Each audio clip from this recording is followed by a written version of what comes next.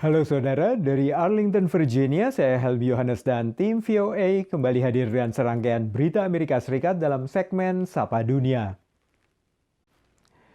Saudara, kasus virus corona masih terus melonjak di berbagai wilayah Amerika Serikat. Pekan ini 19 negara bagian mengalami rekor harian tertinggi kenaikan kasus. Pihak berwenang di beberapa negara bagian mencoba mengendalikan penularan virus dengan membubarkan pesta COVID. Polisi di beberapa wilayah Amerika menggerebek apa yang disebut sebagai pesta COVID-19. Aparat membubarkan pesta COVID besar di Osceola County, negara bagian Florida. Menurut sheriff setempat, peserta pesta sengaja mencari virus atau tidak peduli bila terkena COVID. Ahli infeksi Dr. Anthony Fauci memperingatkan peserta pesta seperti ini menjadi bagian dari penularan wabah.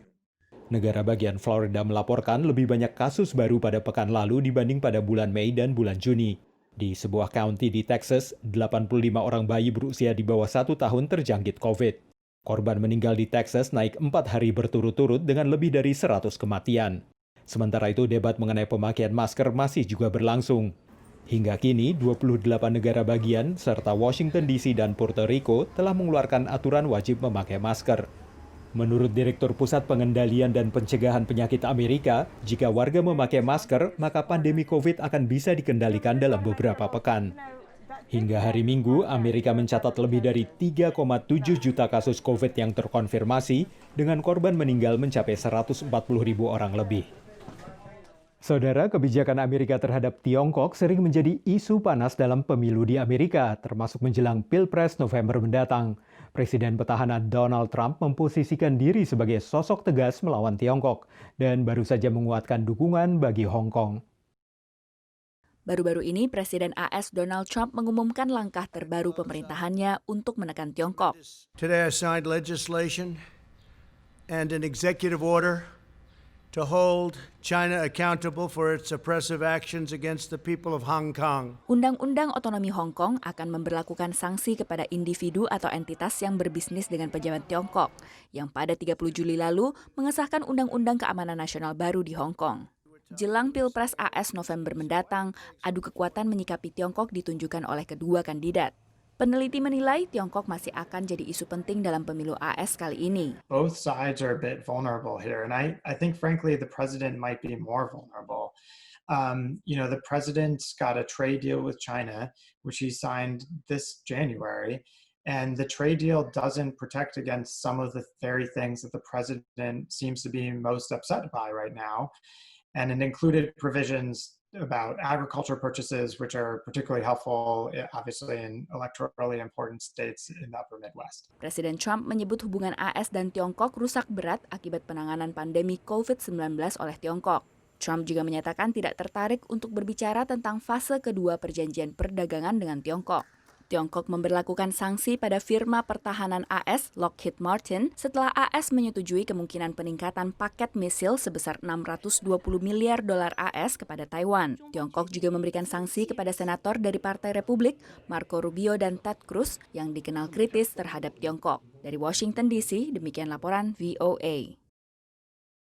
Beralih ke turnamen olahraga yang sebagian telah dimulai di Amerika, seperti Liga Sepak Bola pada pertengahan Juli dan Liga Bola Basket NBA yang berencana mulai akhir Juli dan masih memerlukan beberapa persetujuan. Turnamen berlangsung dengan kenormalan baru, yakni tanpa penonton. Tapi ada juga yang membolehkan penonton dengan pembatasan kapasitas, seperti lomba balap mobil NASCAR dan rodeo.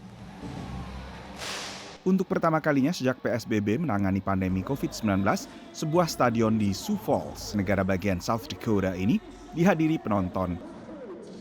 Tadinya para peserta lomba rodeo menunggangi banteng ini berkompetisi tanpa penonton.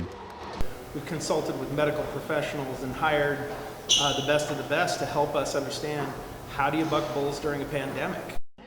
Tak sampai 1.000 fans datang ke arena berkapasitas 9.000 orang ini. We haven't been out of town for a while. To come up here was a lot of fun. Enjoyed it. Di banyak negara, pertandingan olahraga kembali dilakukan dengan pembatasan sosial. Di Inggris misalnya, pertandingan sepak bola berlangsung tanpa penonton. Setidaknya di South Dakota, peserta rodeo bisa disemangati tepuk tangan para fans.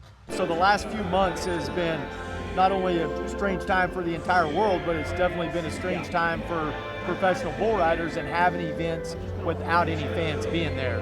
To be able to bring light to what a lot of people think of as a dark time in America, just to be able to have something to lighten the mood and just make somebody's day is amazing.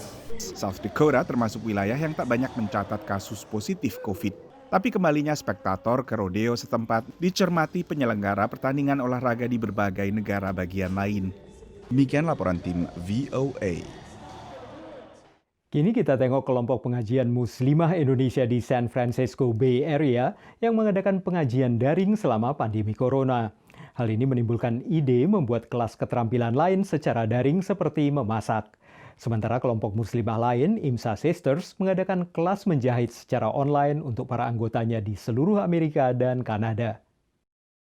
Kelompok pengajian di San Francisco Bay Area dengan 60 anggota yang rutin bertemu setiap Selasa pagi, kini terpaksa melakukan pertemuannya secara online. Namun pengajian daring ini malah memunculkan ide kegiatan lain memanfaatkan kemudahan teknologi. Salah satunya adalah demo masak. Kemudian juga kita mengadakan acara kebugaran, kesehatan, olahraga. Kemudian ada juga kita mengadakan 1 hari 1 juz, itu kita baca Al-Quran. Alhamdulillah semakin banyak kegiatan yang kita raih di masa tinggal di rumah ini. Seperti siang ini, para ibu terlihat antusias belajar membuat kue bolu marble jadul. Nyenengin juga sih online yang jarak jauh dari kota lain yang mesti nyetir jauh-jauh daripada datang ke suatu tempat tertentu, dia bisa online lebih efisien menurutku. Perintah tinggal di rumah juga menimbulkan ide membuat kelas interaktif daring seperti menjahit bagi kelompok komunitas Indonesia Muslimah di Amerika dan Kanada atau IMSA Sister. Kebutuhan juga sih Mbak, yang mulai kebutuhan. Kenapa? Karena ternyata kalau benerin alternate aja kan di sini lumayan ya, 10-15 dolar. Maka dari balkon rumahnya di Greenbelt, Maryland, Fitria Hayati pun berbagi ilmu menjahit kepada sekitar 40 peserta yang tersebar di berbagai kota. Walau tak mudah baik bagi peserta, tantangannya itu kita bertanya-tanya, ini udah bener nggak ya gue ngaduk telurnya gitu, atau nyampur terigunya udah pas belum ya, kayak gitu. Maupun pengajar. Karena untuk menjahit ini kan tidak hanya kita menerangkan secara lisan ya, tapi peserta itu memang harus melihat. Dengan diharuskannya kita di rumah ini, terus lebih punya banyak waktu untuk ngelakuin hal-hal yang dulu-dulu tuh kayaknya kok nggak sempat-sempat aja gitu. Dari Washington DC, VOA. Saudara, kami akan kembali dengan Sapa Dunia Senin depan. Terima kasih atas perhatian Anda. Dari Arlington, Virginia, saya Helby Yohanes dan tim VOA.